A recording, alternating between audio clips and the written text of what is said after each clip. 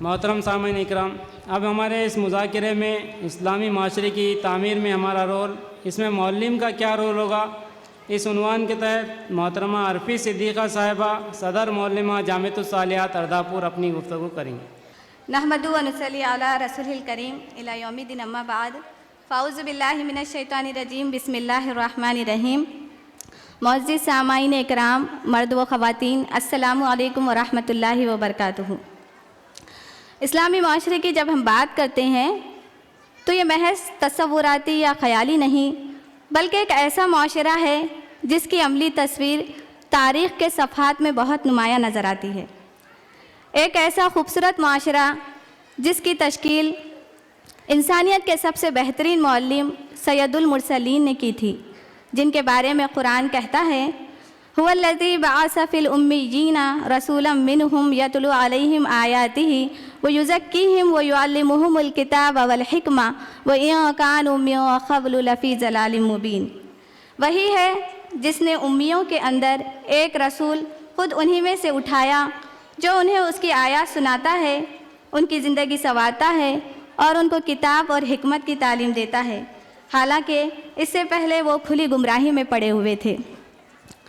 معلم انسانیت نے سنگلاخ بنجر زمین میں اسلامی معاشرے کی جو تعمیر کی، اس کے نتیجے میں مکہ کی وادیوں اور مدینہ کی گلیوں میں کچھ ایسا بدلاؤ آیا کہ عرب کے ان بدوؤں کے دل بدل گئے، افکار اور خیالات پاکیزہ ہو گئے، اخلاق و کردار اپنی معراج کو پہنچ گئے، معیشت کی دنیا میں انقلاب آ گیا، غرض معاشرے کا رنگ ہی بدل گیا، گویا کسی نے جادو کی چھڑی گھما دی اور ایک انقلاب آنن فانن میں آ گیا۔ ایک ایسا معاشرہ وجود میں آیا جہاں کچھ ہی برس پہلے اپنی لخت جگر لڑکیوں کو زندہ درگور کر دیا جاتا تھا، اب یتیم لڑکیوں کی پرورش کے لیے لوگ ایک دوسرے پر اپنا حق جتانے لگے۔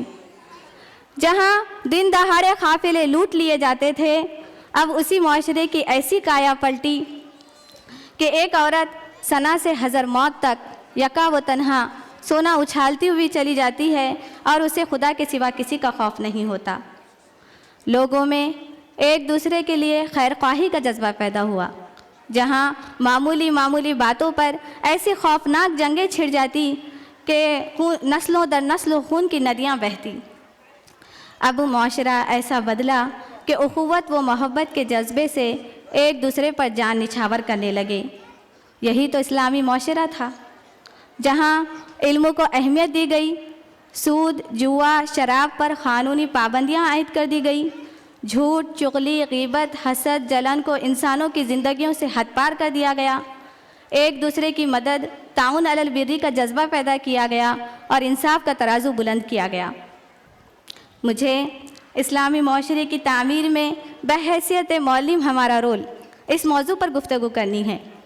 10 منٹ کے مختصر سے وقت میں اس کی تمہید بھی نہیں پیش کی جا سکتی کجا کہ موضوع کا حق ادا کیا جا سکے۔ بہرحال ہم اسے 3 حصوں میں تقسیم کرتے ہیں: اسلامی معاشرے میں تعلیم کی اہمیت، معلم کا مرتبہ و مقام، مطلوبہ معاشرے کی تعمیر کے لیے معلم کے کرنے کے کام۔ دین اسلام میں سب سے زیادہ اہمیت تعلیم کو دی گئی۔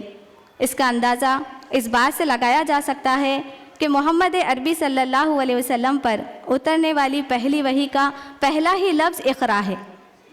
تعلیم اور معلم لازم و ملزوم ہے۔ کسی بھی تعلیمی نظام کا محور و مرکز ایک استاد ہوتا ہے۔ استاد یا معلم کا لفظ کہنے کو تو چند حروف کا مجموعہ ہے، لیکن اپنے اندر پورے معاشرے کی باغ ڈور سنبھالے ہوئے ہے۔ معلم کی حیثیت ایک رہنما اور ایک معمار کی ہے۔ معلم کی اہمیت و مرتبے کا اندازہ آپ اس بات سے بھی لگا سکتے ہیں کہ خود میرے اور آپ کے رسول صلی اللہ علیہ وسلم نے فرمایا کہ میں معلم بنا کر بھیجا گیا ہوں۔ حضرت عمر فاروق رضی اللہ تعالیٰ عنہ سے پوچھا گیا کہ اتنی بڑی اسلامی مملکت کے خلیفہ ہونے کے باوجود آپ کے دل میں کوئی حسرت باقی ہے؟ آپ رضی اللہ تعالیٰ عنہ نے فرمایا، کاش کہ میں ایک معلم ہوتا۔ آپ ذرا سوچئے کہ استاد کو معمار قوم کا لقب کیوں دیا گیا؟ اسی لیے نا کہ وہ ایک صالح معاشرے کی تعمیر میں اپنا کلیدی کردار ادا کرتا ہے۔ استاد کی ذرا سی غلطی معاشرے کے تانے بانے بکھیر دیتی ہے، اس کی بنیادیں ہل جاتی ہے اور معاشرہ حیوانیت، نفس پرستی اور مفاد پرستی کی تصویر بن کر جہنم کا نمونہ پیش کرتی ہے۔ معاشرے میں استاد کی حیثیت ایک رول ماڈل کی ہوتی ہے۔ استاد کی حیثیت یہ تھی کہ وہ معاشرے کا معمار تھا، لیکن افسوس آج تعلیم کا پیشہ ایک بزنس بن کر رہ گیا ہے۔ پیشہ تدریس ایک جاب میں تبدیل ہو چکا ہے اور ہماری نظر صرف اپنی بڑھتی ہوئی اسکیل پر رہنے لگی ہے۔ استاد اور شاگرد کا مقدس رشتہ کہیں کھو سا گیا ہے۔ استاد بناؤ اور بگاڑ کی کلید تھا۔ جن معاشروں نے آج بھی استاد کی اہمیت و مرتبے کا پاس و لحاظ رکھا، آپ دیکھ سکتے ہیں کہ وہ اس مادی دنیا میں ترقی یافتہ بنی ہوئی ہے۔ مشہور پاکستانی ادیب و دانشور اشفاق احمد اپنا ایک واقعہ بیان کرتے ہیں کہ جب وہ اٹلی میں مقیم تھے تو ایک مرتبہ ٹریفک قوانین کی خلاف ورزی پر ان کا چالان کاٹا گیا۔ چالان وقت پر نہ بھرنے کی وجہ سے کورٹ میں پیشی ہوئی۔ جج نے پوچھا، چالان بھرنے میں تاخیر کیوں کی؟ انہوں نے جواب دیا کہ میں ایک استاد ہوں اور تعلیمی مصروفیت کی وجہ سے چالان نہیں بھر سکا۔ بس اتنا سننا تھا کہ جج اپنی نشست سے اٹھ کھڑا ہوا اور اس کی تقلید میں پورا کورٹ بھی کھڑا ہو گیا۔ پھر جج نے جو الفاظ کہے وہ اس معاشرے میں استاد کی اہمیت کو اجاگر کرتے ہیں۔ جج نے ادب اور احترام سے کھڑے ہو کر کہا، "A teacher is in our court." پھر جج نے انہیں کورٹ میں طلب کرنے پر معذرت کرتے ہوئے ان کا چالان بھی معاف کر دیا۔ معلم کی نظر صرف بچوں کے نمبرات پر نہیں بلکہ ان کی شخصیت سازی پر ہونی چاہیے۔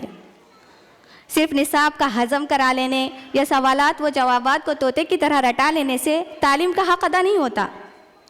تعلیم وہ کہ جس کے ذریعے انسان خود شناسی اور خدا شناسی سے ہمکنار ہو، ورنہ کوئی ایک اچھا ڈاکٹر، انجینئر، وکیل، سائنسداں چاہے کچھ بھی بن جائے پر وہ معاشرے کا ایک اچھا انسان نہیں بن پائے گا۔ اس کی حالت اکبر الہ آبادی کے اس شعر کی مانند ہوگی، ہم کیا کہیں احباب کیا کاریں نمایاں کر گئے، BA ہوئے نوکر ہوئے پینشن ملی پھر مر گئے۔ اب اس کے لیے ہمیں کرنا کیا ہوگا؟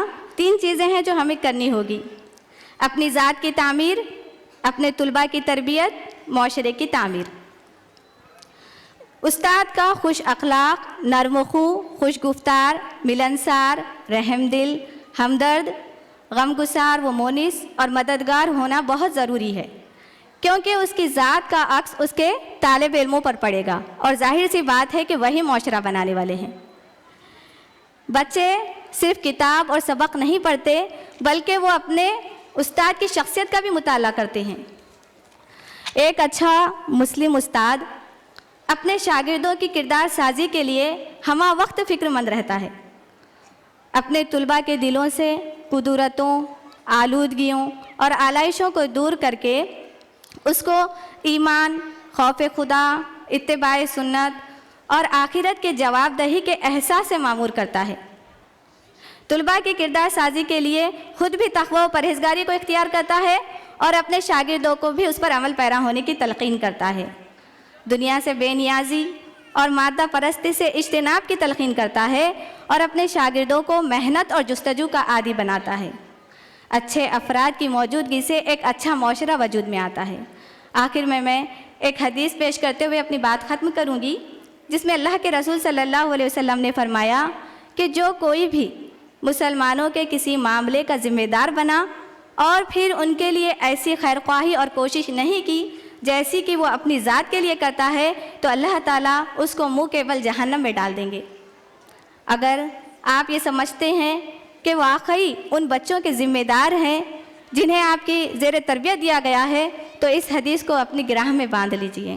واخر الدعوانا الحمدللہ رب العالمین۔